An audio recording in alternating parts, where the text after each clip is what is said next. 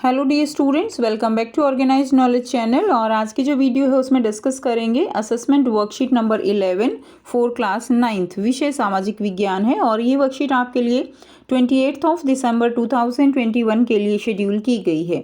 आज की जो वर्कशीट है प्यारे बच्चों, उसमें आपको 20 मार्क्स के क्वेश्चंस दिए गए हैं और ये जो क्वेश्चन है उसमें आपको एमसीक्यूज और वेरी शॉर्ट आंसर क्वेश्चंस भी देखने को मिलेंगे। सबसे पहले आपको सोर्स बेस्ड क्वेश्चन यानी स्रोत आधारित प्रश्न दिया गया है।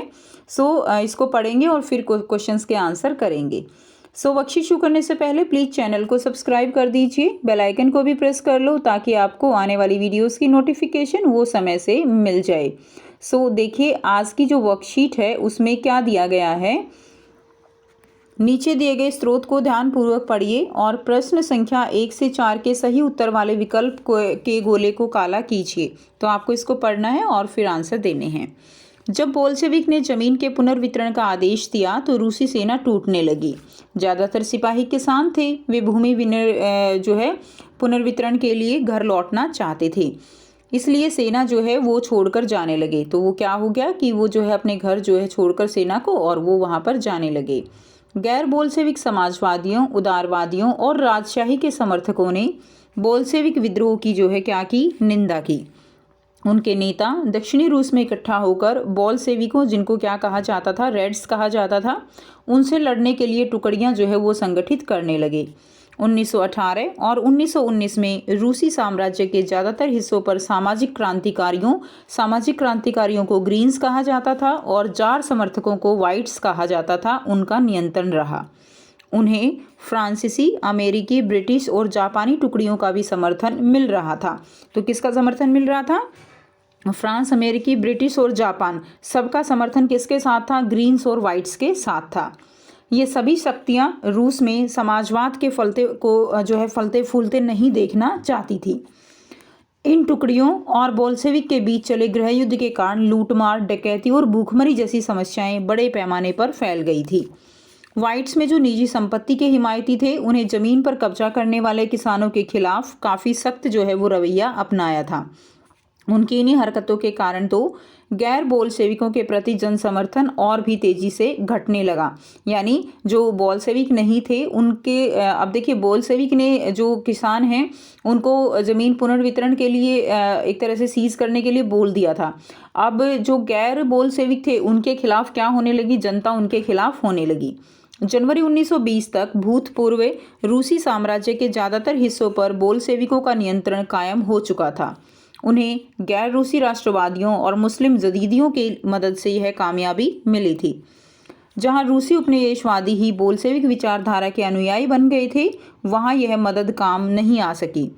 मध्य एशिया स्थित खीवा में बोल्शेविक उपनिवेशों ने समाजवाद की रक्षा के नाम पर स्थानीय राष्ट्रवादियों का बड़े पैमाने पर क्या किया, कत्लेआम किया।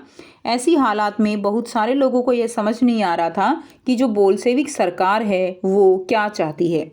ठीक है, अब देखिए, अब इसके कुछ क्वेश्चंस दिए गए हैं। पहला जो प्रश्न है, बोल्शेविकों को क्या कहा जाता था?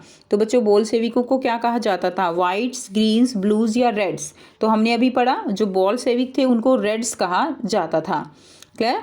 उसके बाद नेक्स्ट देखिए, नेक्स्ट आपको दिया गया है, निम्नलिखित में से ग्रीन्स किसे कहा जाता था? किसे कहा जाता था? बोल्शेविकों को ग्रीन्स कहा जाता था, सामाजिक क्रांतिकारियों को, जार समर्थकों को या मानसेविकों को?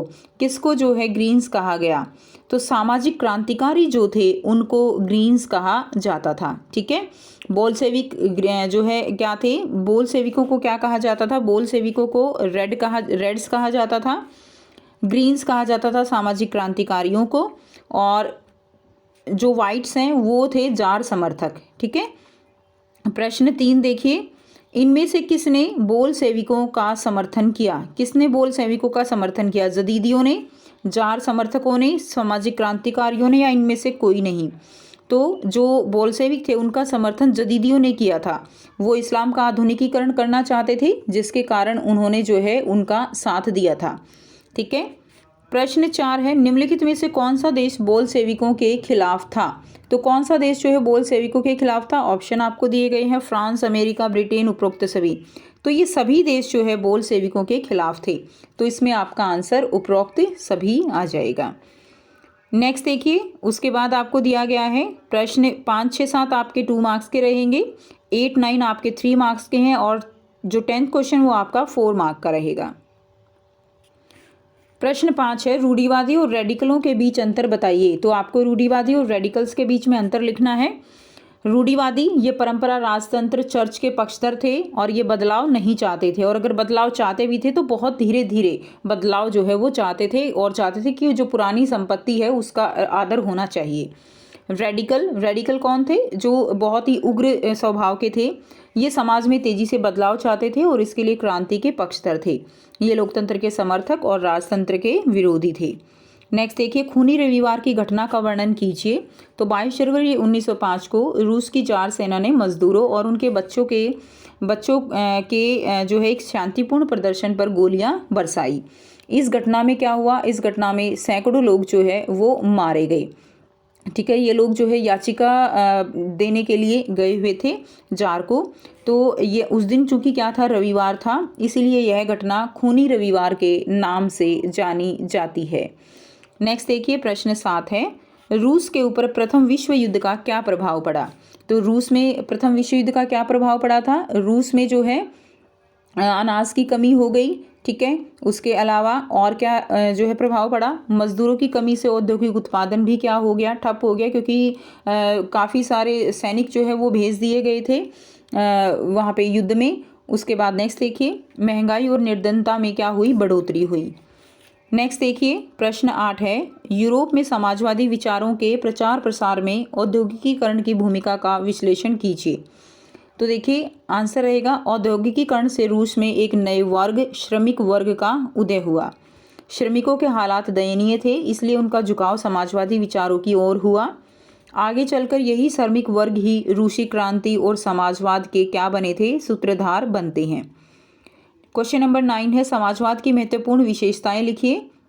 समाजवाद की महत्वपूर्ण विशेषताओं में फर्स्ट पॉइंट है, व्यक्ति की अपेक्षा समाज को अधिक महत्व देते हैं, पूंजीवाद का विरोध करते हैं, निजी संपत्ति का विरोध करते हैं और लोकतंत्र में विश्वास करते हैं। ये समाजवाद की मुख्य विशेषताएं हो जाएंगी। नेक्स्ट है क्वेश्चन नंबर 10, रूस में 1917 की क्रांति के बाद क्या बदलाव हुए। तो रूस में 1917 की क्रांति के बाद जो बदलाव हुए, पहला है बोल्शेविक पार्टी का नाम बदलकर रूसी कम्युनिस्ट पार्टी रख दिया गया। रूस एक दलीय देश बन गया। ठीक है, ट्रेड यूनियनों को पार्टी के नियंत्रण में रखा गया। और नंबर 4, अधिकतर उद्योगों और बैंकों का राष्ट्रीयकरण कर दिया गया। और नंबर 5 है, भूमि को सामाजिक संपत्ति घोषित किया गया। ये बदलाव थे जो कि 1917 की क्रांति के बाद हुए थे। तो ये थी स्टूडेंट्स आपकी आज की एसएसटी की असेसमेंट वर्कशीट। आई होप सभी स्टूडेंट्स को ये क्लियर है। कोई भी डाउट है तो आप पूछ सकते हो। वीडियो अच्छी लगे तो प्लीज़ इसको लाइक कीजिए, शेयर कीजिए और चैनल को सब्सक्राइब कर दीजिए। So thanks for watching. मिलते हैं नेक्स्ट वीडियो में नेक्स्ट वर्कशीट के साथ। Take care, bye bye.